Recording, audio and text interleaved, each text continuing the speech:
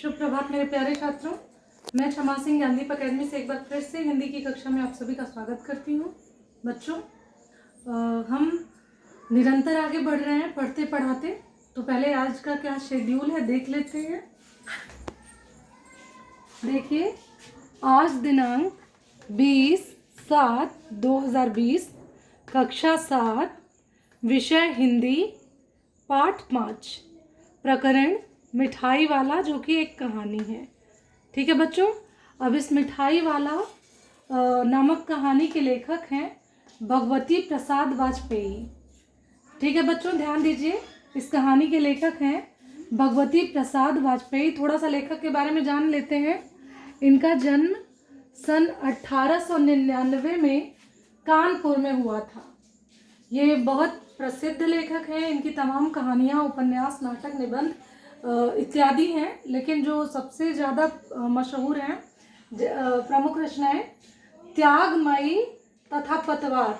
त्यागमयी तथा पतवार नामक उपन्यास इनके बहुत ज़्यादा लोकप्रिय हैं। बच्चों, ये तो थे इनकी रचनाएं। अब आते हैं हम पाठ्य पुस्तक पे।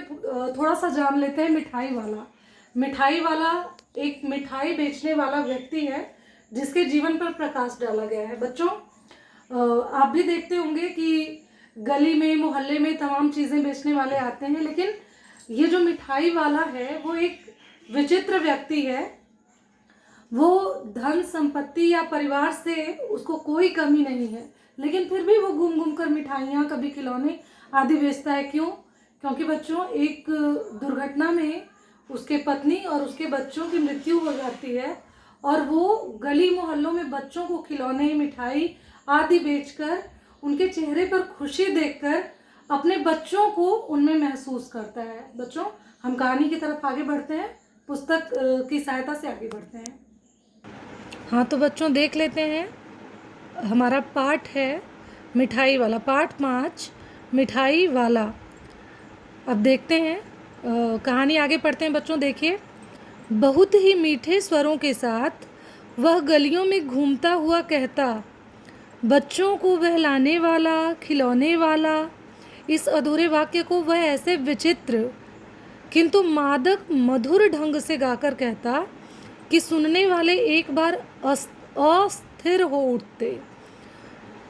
जान लीजिए बच्चों कि जब कोई फेरी वाला आके कुछ बेचता है तो वो आवाज़ देता है ना कि बच्चों को बहलाने वाला, नए नए खिलौने वाला, खिलौने ले लो, खिलौने ले लो।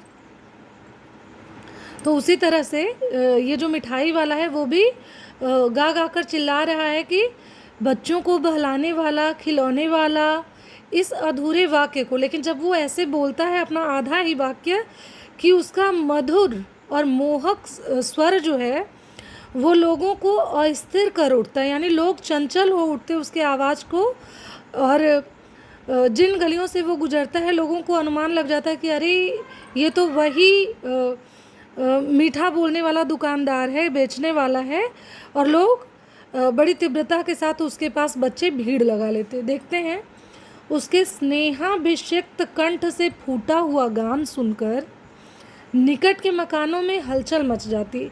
उसके स्नेहाभिषिक्त, बच्चों स्नेहाभिषिक्त का अर्थ होता है स्नेह से भरा हुआ। जब वो स्नेह से परिपूर्ण शब्द बोलकर अपना सामान बेचता है, चीज़ बेचता है, तो उसके गले से फूटे हुए गान को सुनकर अगल बगल के मकानों में हलचल मच जाती कि अरे वो तो आ गया। छोटे छोटे बच्चों को अपनी गोद में लिए युवतियाँ चीकों को उठाकर छज्जों पर नीचे झांकने लगती। बच्चों, चीकों का अर्थ होता है पर्दा। ठीक है, छोटे छोटे बच्चों को अपनी गोद में लिए युवतियाँ मतलब जो बहुएं हैं, युवावस्था की लड़कियां हैं, वो क्या करती हैं, चीकों को उठाकर, पर्दों को उठाकर छज्जों पर से नीचे झांकने लगती हैं।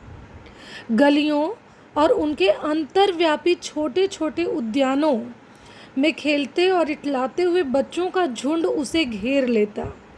मतलब जिस गली से वो गुजरता और उनमें छिपे हुए छोटे छोटे उद्यान जो बच्चों को खेलने के लिए बनाए गए होते हैं, उनमें से इठलाते दौड़े बच्चों का झुंड उसे घेर लेता और तब वह खिलौने वाला वहीं बैठकर खिलौने की पेटी खोल देता, यानी जो जिस पेटी में वो खिलौने भर कर लाता वो बच्चों के सामने खोल देता।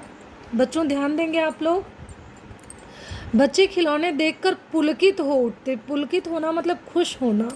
बच्चे उसके खिलौनों को देखकर पुलकित हो उठते। वे पैसे लाकर खिलौने का मोल भाव करने लगते उससे कहने कि अरे चाचा इतने में दे दो, भैया इतने में दे दो। ठीक, कुछ पूछते इसका दाम क्या है। इतने छोटे छोटे बच्चे रहते हैं कि वो तोतली ज़ुबान में पूछते अपने उस दुकानदार से, उस बेचने वाले से, फेरी वाले से, इसका दाम क्या है और इसका क्या है और इसका, इस तरह से तमाम सवाल करने लगते खिलौने उठा कर। खिलौने वाला बच्चों को देखता और उनकी नन्ही नन्ही उंगलियों से पैसे ले लेता और बच्चों की इच्छा अनुसार उन्हें खिलौने दे देता।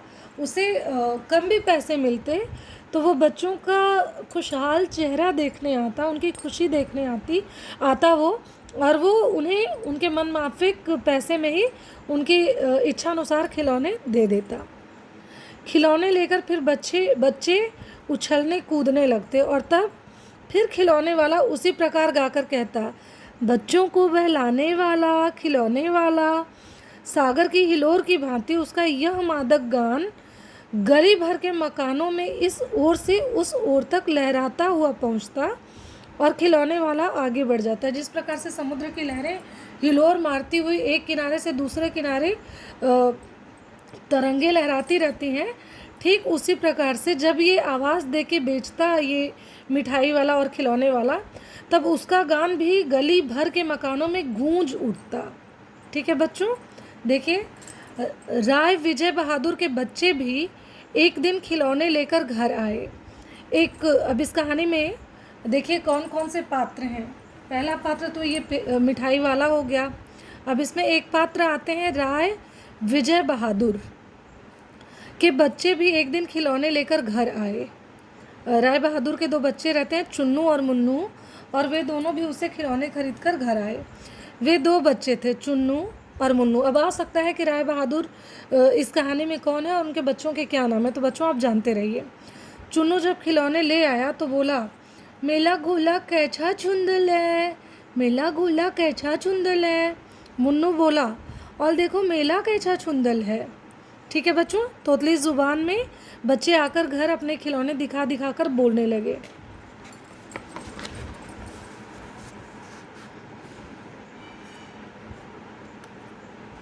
देखिए